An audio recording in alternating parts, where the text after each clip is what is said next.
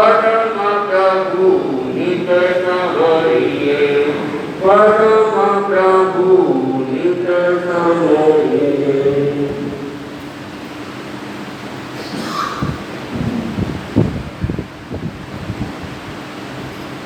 आचार्य महाप्रज्ञ जी कहा करते थे कि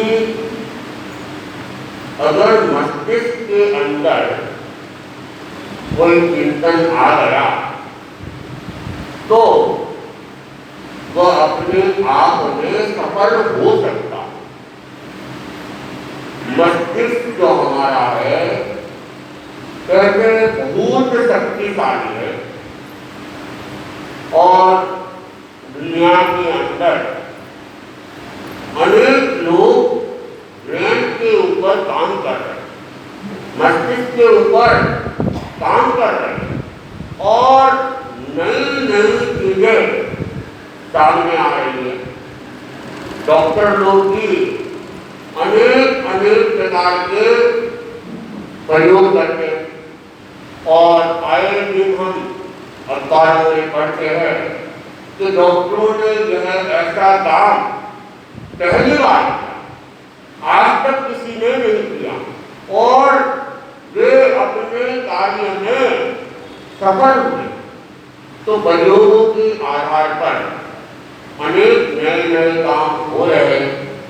वह सारे काम मस्तिष्क की कहते हैं, लेकिन हम मस्तिष्क की शक्ति को पूर्ण रूप से जानते नहीं हैं और जब जानते नहीं है तो उसका उपयोग भी नहीं कर पाते। और आज का वैज्ञानिक मानता है कि हम जितना काम कर रहे हैं अभी वर्तमान में मनुष्य, वो मस्तिष्क का 1% भी नहीं है। आप सोचो कि मस्तिष्क की शक्ति कितनी होगी। जैन आगमों को पढ़ते हैं, 25 बोल के अंदर एक बोल आता है, 7वां बोल कौन सा? शरीर का, औराणिक शरीर, व्यक्तिय शरीर, आहारक शरीर, तेजस शरीर और कार्बन शरीर। तो इसमें जो आहारक शरीर है और आहारक शरीर का जो वर्णन आता है अपने आप में अद्भुत और अकल्पनीय। आहारक शरीर हर व्यक्ति के पास में नहीं होता, वह केवल साधु के पास होता है। साधु के पास भी वह नहीं हो सकता और हर साधु के पास भी नहीं होता। जो 14 पूर्वों को जानता है, जिसके पास 14 पूर्वों का ज्ञान है, उसी के पास आहारक शरीर हो सकता है। और कहते हैं कि जिनके पास में 14 पूर्वों का ज्ञान है वह अपने आप में श्रुत केवली है। श्रुत केवली का क्या मतलब हुआ? श्रुत केवली नाम सुना ना? श्रुत केवली, श्रुत केवली का मतलब क्या है?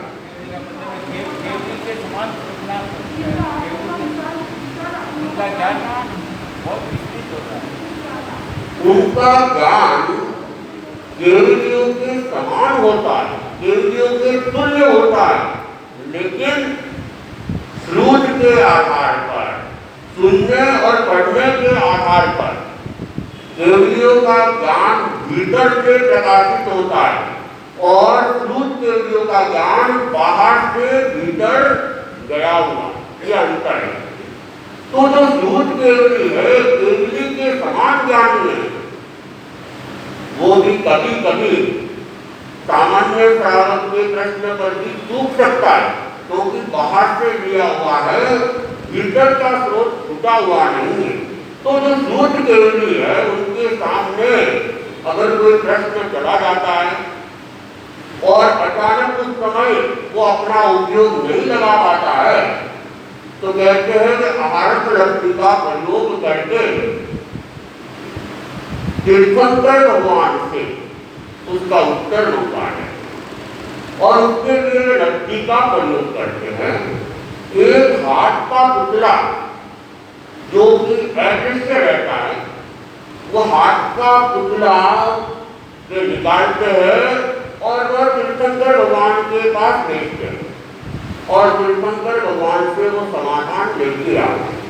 कदाचित जहां उन्होंने पुतला भेजा, जैसा कि अभी हमें पता है आचार्य महाश्रमण जी मुंबई में विराजमान है, तो वैसे ही उनको विशिष्ट ज्ञान से पता है, लेकिन उस समय उन्होंने विशिष्ट ज्ञान का उपयोग नहीं लगाया और जहाँ की जानकारी थी वहाँ पुतला तो भेज दिया, लेकिन तीर्थंकर भगवान का वहाँ से अगर विहार हो गया हो तो वो पुतले में से छोटा पुतला और निकलता है ऑटोमेटिक, और वो जहाँ भी तीर्थंकर भगवान होते हैं गूगल की तरह सर्च करता है कि कहाँ है तीर्थंकर भगवान, और वो वहाँ पे पुतला सर्च करने के बाद पहुँच जाता है और भगवान से समाधान रहता है। वो पहले वाला पुतला उस बड़े पुतले में आ जाता है, बड़ा पुतला वापिस आहारत लब्धिधारी संत के पास आ जाता है और संत समाधान दे देते। देखो मैंने आपको एक प्रोसेस बताया और पुतला वहां तक गया, जाने में भी समय लगता होगा, प्रोसेस बताने में भी मुझे इतना टाइम लगा, लेकिन प्रोसेस बताने में जितना टाइम लगा है उससे भी असंस्कार का कम समय उस पुतले को कार्य करने में लगता है या लब्धिधारी को प्रयोग करने में लगता है और पलक झपकते ही वह उत्तर आ जाता है। सामने वाले को पता भी नहीं चलता कि आचार्य प्रवर या संत उत्तर के बारे में सोच रहे, सोचने तक का भी उनको ऐसा आभास नहीं होता, इतने में तो वे लेके आ जाते हैं। आप सोचते होंगे ऐसा कैसे संभव हो सकता है, ऐसा हो सकता है क्या? बड़ा आश्चर्य है, ऐसा तो कभी हो ही नहीं सकता।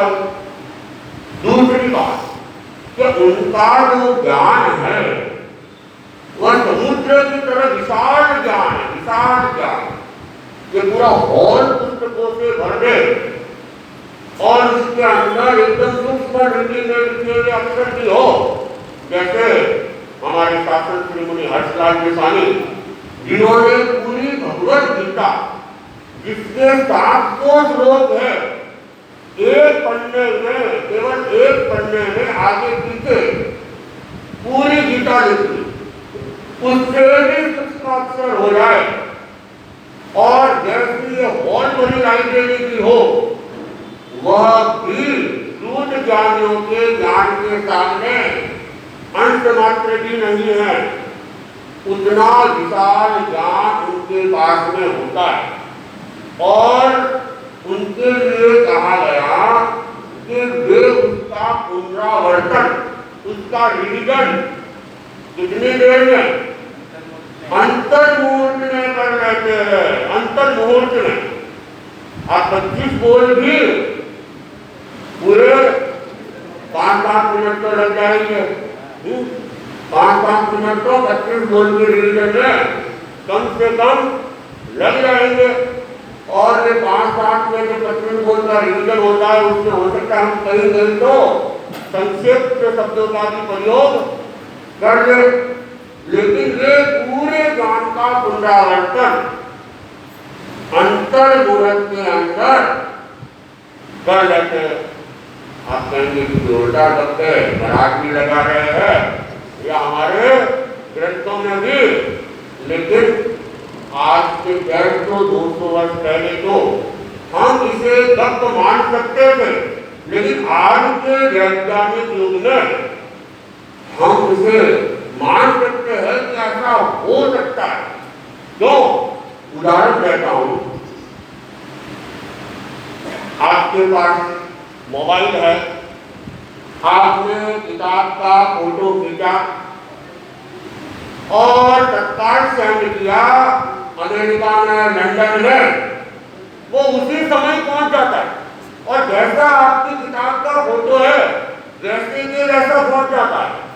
आप फोन पे बात करते हैं तो आपका शब्द यहाँ निकलता है उसी समय, चाहे यूरोप में भी हमारा संपर्क जुड़ा हुआ है वह भी उन शब्दों को उसी समय सुन सकता है। तो आपके चित्र को, आपके फोटो को, आपके शब्द को हजारों किलोमीटर दूर उसी समय हम देख सकते हैं। तो ये तो उद्गल की शक्ति है, यंत्रों की शक्ति है। हमारी आत्मा की शक्ति तो उससे अनंत गुना अधिक है। इन यंत्रों का निर्माण करने वाला हमारा मस्तिष्क ही है। तो जब वो इतना कर सकता है।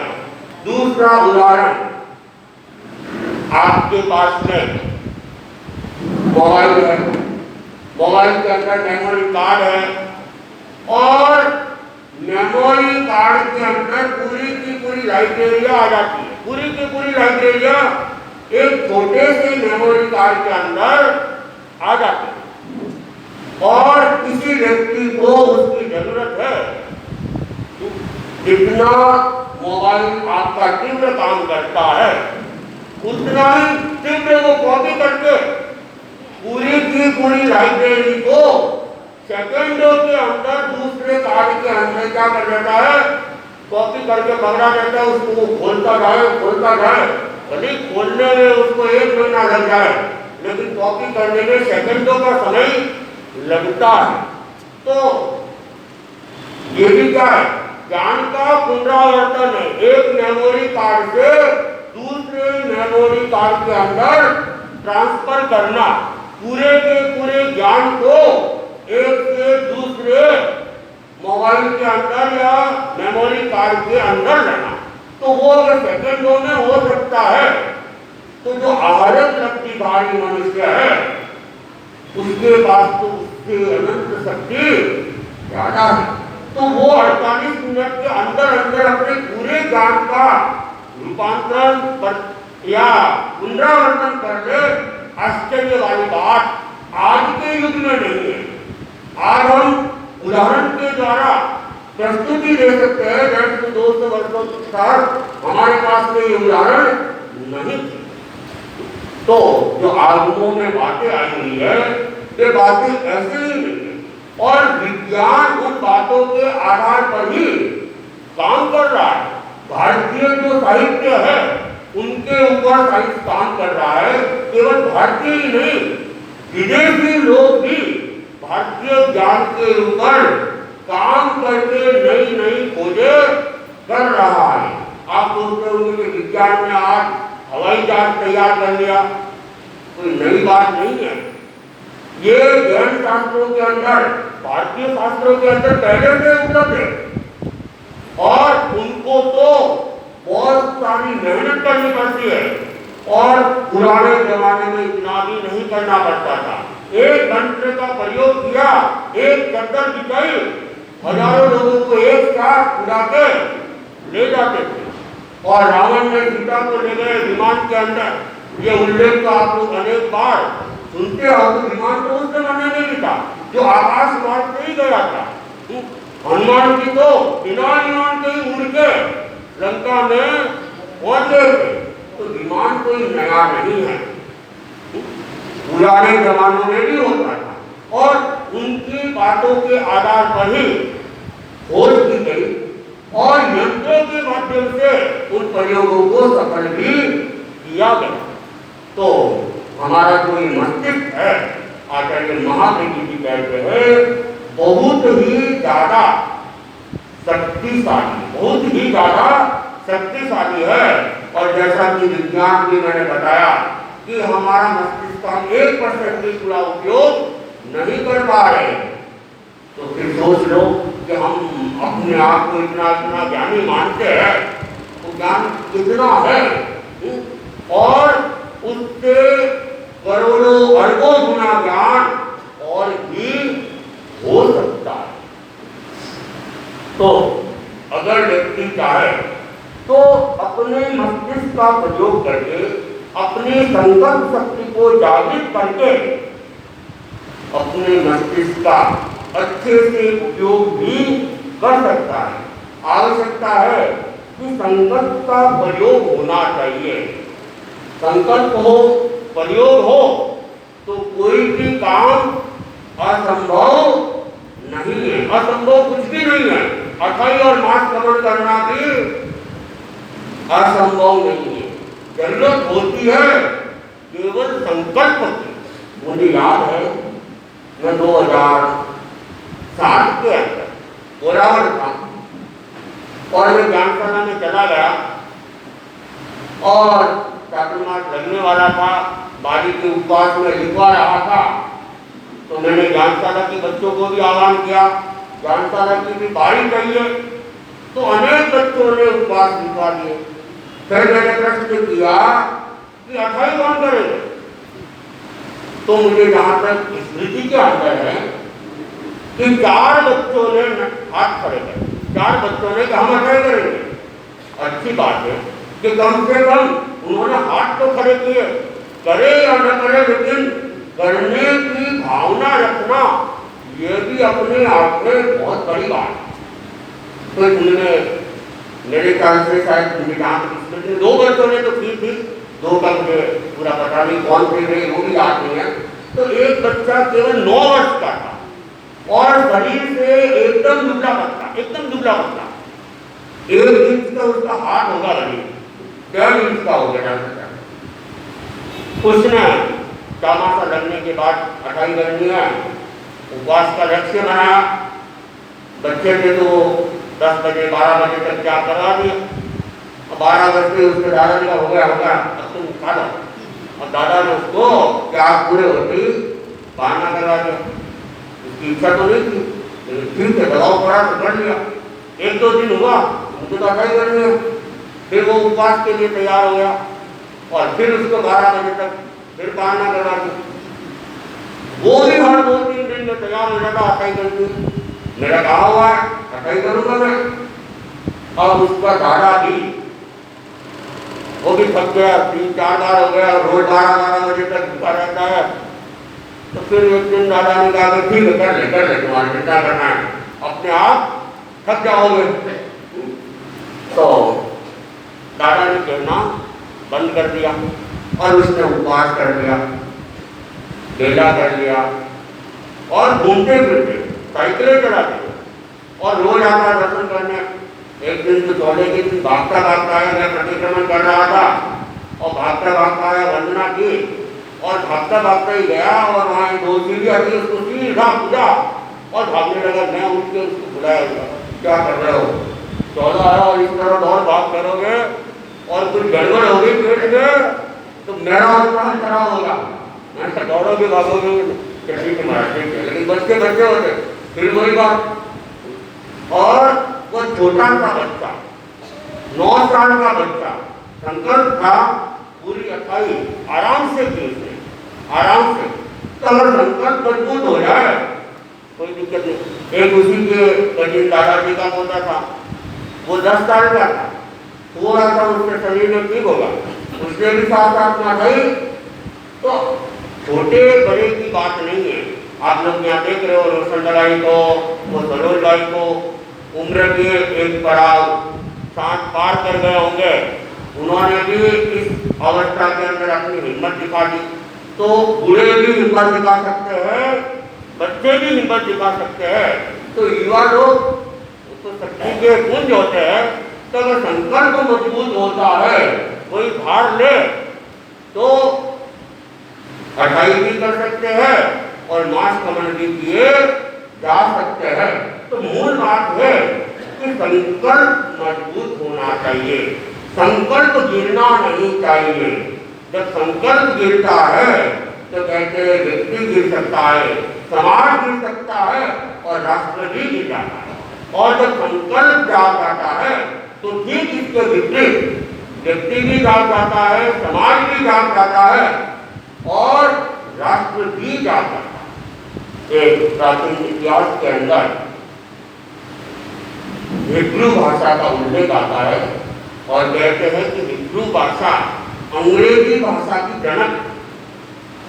उस हिब्रू भाषा के साहित्य के अंदर घटना आती है कि राजा था, वह राजा एक दिन काफी चिंता में था।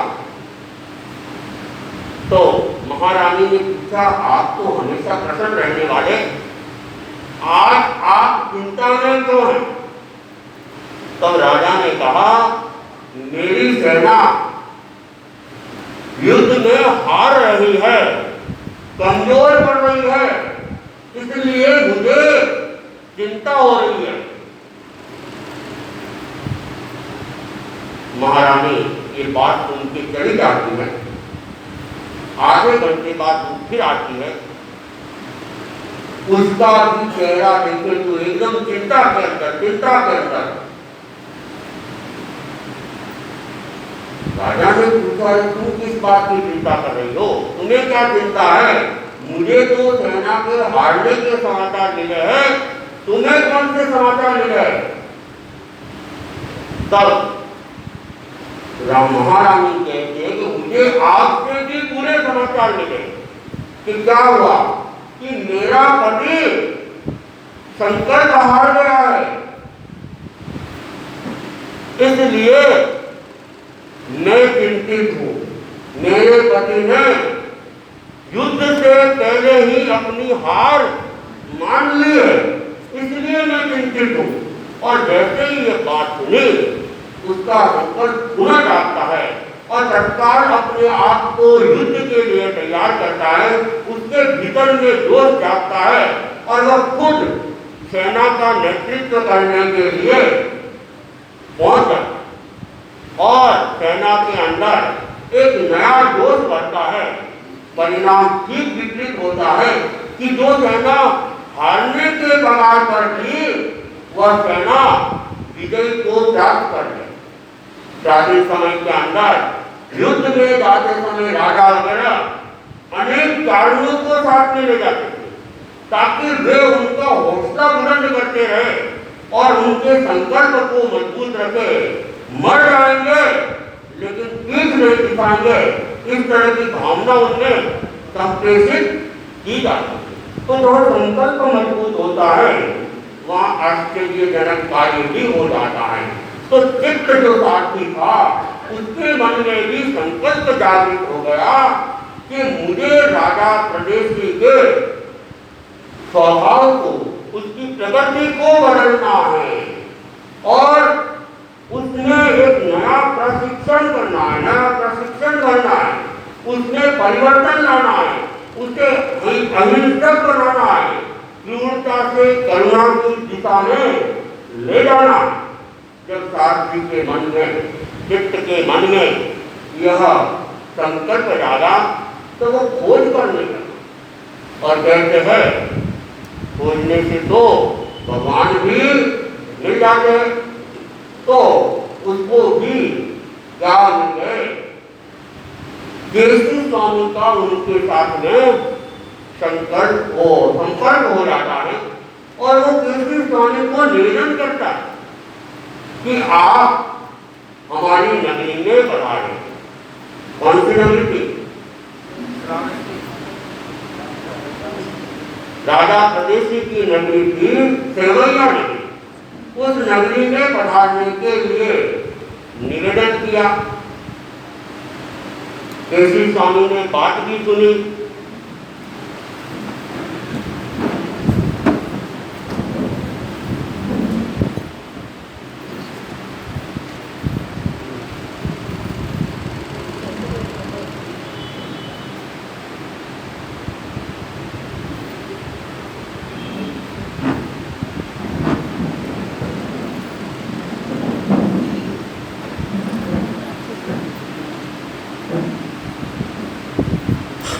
तो केसी स्वामी ने पहले तो कहा कि तुम्हारा जो राज्य है, तुम्हारी जो राजधानी है, वो हम साधुओं के लिए अनुकूल नहीं है, चाटाकारी नहीं है। तुम्हारा जो शासक है वह हिंसक है, क्रूर है, वो अपने राज्य में धर्म को चाहता ही नहीं है। फिर बड़ा हम वहां की क्या करेंगे? तब सात्विक उसने कहा, महाराज, जहाँ लोग अहिंसक है वहाँ आप जाते हैं, आप प्रेरणा देते हैं, वो बात तो ठीक है, लेकिन आपका कर्तव्य है कि जहाँ हिंसा हो रही हो वहाँ उनको प्रशिक्षित करें, उनको अहिंसक बनाएं। अगर ऐसे क्षेत्रों में जाएंगे तो उपकार ज्यादा होगा। इसलिए आपको चिंतन करना चाहिए। हमारी नगरी में आप पधारते हैं तो हो सकता है धर्म का काफी विकास भी हो। बाकी तो आप जाते हैं वहां तो वैसे ही विकास हुआ है, थोड़ा और हो जाएगा, नई प्रेरणा मिल जाएगी, लेकिन हमारे क्षेत्र में नया काम होगा। इसलिए आप पधारे और हमारे राजा को भी नास्तिक से आस्तिक बनाने का प्रयास करें। आज भी अनेक अनेक देश हैं जहाँ धर्म होता ही नहीं, हिंसा है, और वहाँ के लोग भी चाहते हैं कि यहाँ क्या हो, अहिंसा के ऊपर काम हो। लेकिन कोई साहसी व्यक्ति होते हैं, जैसे वे व्यक्ति जैसे स्थानों के ऊपर जा सकते हैं। और अहिंसा के लिए कहा गया कि अहिंसा कायरता का नहीं, वो तो वीर और शूरवीरों का ही अस्त्र शस्त्र है, और वही व्यक्ति से धारण कर सकते हैं। कायर व्यक्ति पूर्ण रूप से अहिंसा को धारण नहीं कर सकते हैं। आपने अनेक बार सुना होगा गुजरात का वो गोधरा कांड, जहाँ हिंसा एकदम भयंकर चरम पर थी और सांप्रदायिक दंगे हो रहे थे, और उस समय आचार्य महाप्रज्ञ जी की यात्रा घोषित थी, और आचार्य महाप्रज्ञ जी पचपदरा का मर्यादा महोत्सव करके उस दिशा में अग्रसर भी हो गए। श्रावक समाज ने खूब निवेदन किया कि अभी वहां जाना उचित नहीं है, संघ को आपकी जरूरत है, आप वहां नहीं जाए, वहां तो दंगे हो रहे हैं, हिंसा हो रही है, इसलिए आप अपनी यात्रा को स्थगित कर दें। लेकिन उस समय आचार्य महाप्रज्ञ जी ने कहा कि यही तो समय है अहिंसा यात्रा के लिए, कि जहाँ हिंसा हो रही है वहाँ अहिंसा यात्रा अपना काम करे। और कहते हैं बिना किसी के हिचक आचार्य महाप्रज्ञ जी ने यथावत अपनी यात्रा को चालू रखा और गुजरात के अंदर पधार रहे, और उन्होंने वहाँ प्रयास किया, पुरुषार्थ किया। वर्तमान प्रधानमंत्री नरेंद्र मोदी उस समय तत्कालीन मुख्यमंत्री के गुजरात के, उनसे भी संपर्क किया।